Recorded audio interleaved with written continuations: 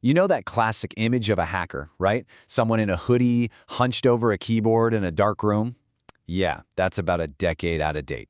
Today's attacks are way more sophisticated, they're incredibly personal, and they are absolutely powered by AI.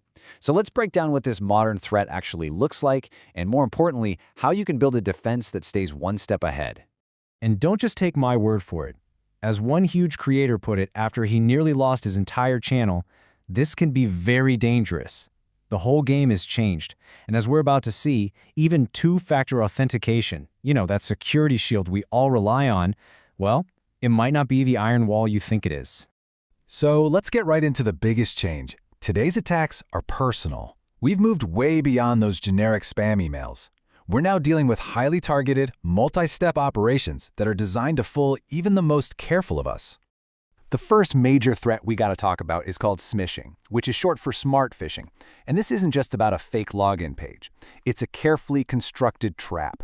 Think of it like a series of websites and prompts all designed to look and feel completely legit, lulling you into this false sense of security right before